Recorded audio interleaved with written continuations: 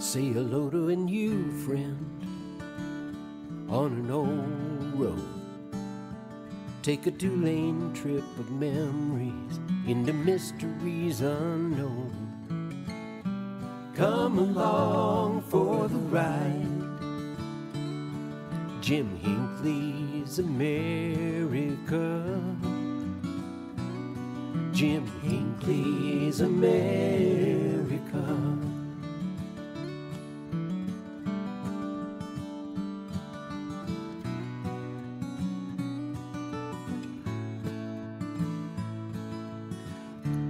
Hey, good morning, everyone.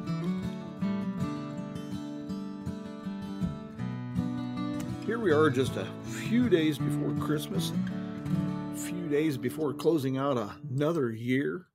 Boy, it went fast, didn't it? Hey, this week we're going to try to find some Christmas-related stories for you. And I have one for you. It starts on Christmas Day, and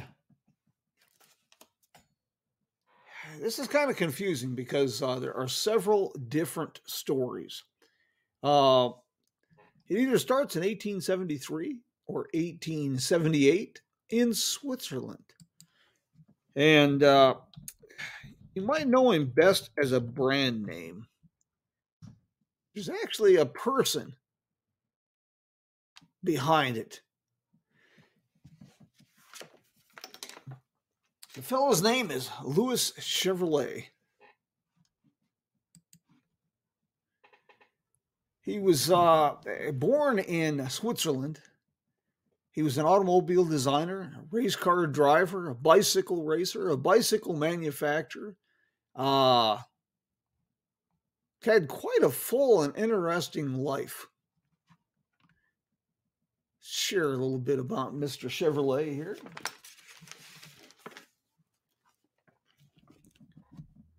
The first Chevrolet motor car appeared on November 3rd, 1911. And at the age of 27, after a fairly moderately successful career, first in bicycle repair, then in bicycle manufacturing under the Frontenac name, and of course, bicycle racing, as many of the automotive pioneers started out with bicycles. A little tidbit for you, even the Wright Brothers started out with bicycles. We'll talk about more about bicycles another time. He went to work for Fiat, Chevrolet did.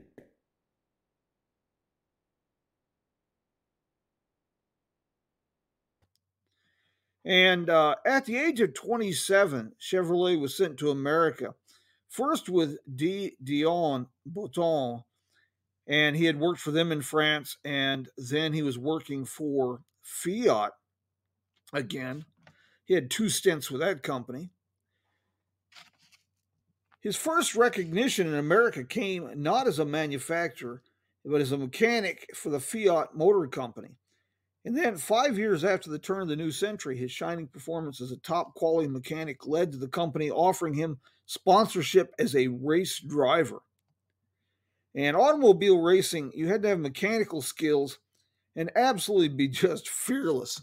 To give you an idea, in 1906, a Stanley steamer was driven to a new speed record, not by Louis Chevrolet, but it was driven to a new speed record of nearly 150 miles an hour. And this was a car with mechanical brakes on the rear wheels only.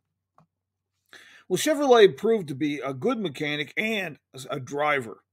And he was soon participating in some of the most prestigious races of the time, such as the Vanderbilt Cup race. And he pitted himself against legendary racers like Barney Oldfield, who also got his start in bicycle racing. And his brothers Arthur and Gaston, in their own right, were excellent drivers and mechanics.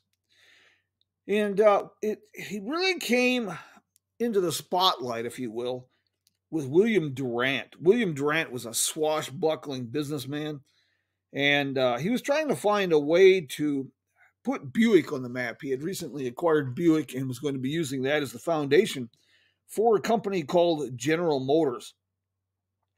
And he put together one of the first factory race teams. And he hired Arthur and Louis, and then later Gaston. And, Durant over-leveraged himself, lost control of General Motors. And so he bought a company called Little Motor Car Company and Mason Motor Car Company. And then he hired Louis Chevrolet to design an engine for a car that would bear the racer's name. And Durant had hoped that the combination of a European-sounding name and the family's racing reputation, well, that would translate into sales, and it did. After the completion of several test cars to work out the bugs, the 1912 Chevrolet Classic 6 began to roll off the assembly line. Durant had a tendency to use people, kick them to the curb, and was kind of abrasive, and Louis Chevrolet was no exception. But when he left the company in late 2014, just like with Ransom E. Olds, he lost the use of his name. So he went on to other things and started building high-performance equipment for the Model T Ford, and had several other interesting careers. Quite a fascinating gentleman. And there was a series of races here, how Louis Chevrolet's association with Kingman, where I live here in Arizona, is the Desert Classic automobile races. These were ran from 1909 to 1914. And by 1914, these had become media sensations. The races were always from Los Angeles to Phoenix across the desert. Each year followed a different course.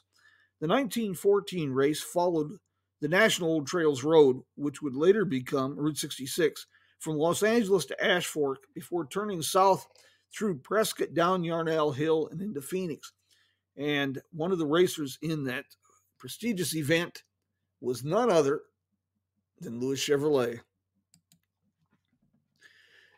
Chevrolet initially worked for the Roblin mechanic shop in Blois, France from 1895 to 1899, and then he went to Paris, and then for a short time he was working in Montreal, Quebec, Canada as a mechanic, and then moved to New York City. And he had 2 sons and a daughter. And he began working on a project for Autocar in 1907, a revolutionary front-wheel drive car. The man had vision, just absolutely no doubt about it.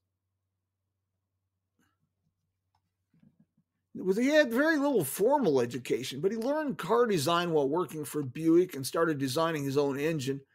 He built an overhead valve 6 in his own machine shop in Detroit.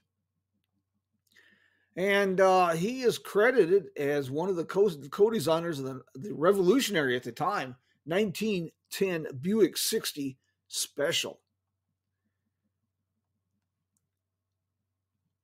After losing out on Chevrolet, he went on and revived the Frontenac name that he had used for producing bicycles. And they used Frontenac Motor Corporation in making racing parts, high-performance parts, mostly for the cheap little Model T Ford. And he was moderately successful. Boy, am I tongue-tied this morning. He also worked with a company called American Motors Corporation. Now, this is unrelated to the American Motors created in 1954 merger of Nash, Kelvinator, and Hudson. It's a totally different company. And he also, in the 1920s, he began working on aircraft engine and development with Arthur. And then he finished his final years as just basically a simple mechanic. And he died on June 6, 1941, from a heart attack. And, well, there you have it. A little bit of a Christmas story this morning. Would you happen to have any questions I can answer for you? And good afternoon to you as well. Do you have any questions about Mr. Lewis Chevrolet that I might be able to answer for you while we're here? Well, I'm always glad that you could see it's. I'm glad that you could join us this morning. I apologize, a little bit tongue-tied. It's not like me in the morning, but these things happen. So I hope you found this interesting. We'll have some more Christmas stories this week. I want to say thank you.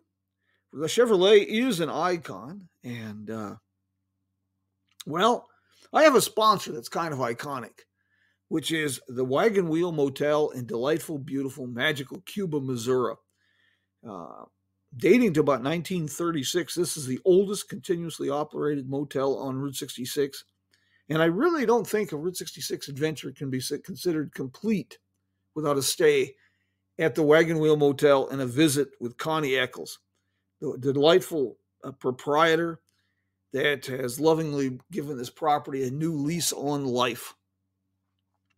I hope you found the program interesting this morning, and I hope you can join me again tomorrow. I'll have another Christmas story for you. And until we meet again, well, adios, mi amigos. Vaya que Dios.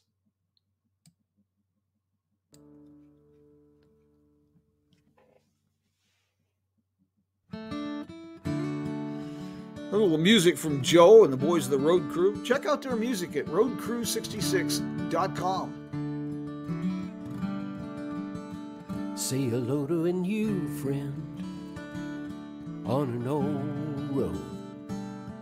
Take a 2-lane trip of memories into mysteries unknown. Come along for the ride.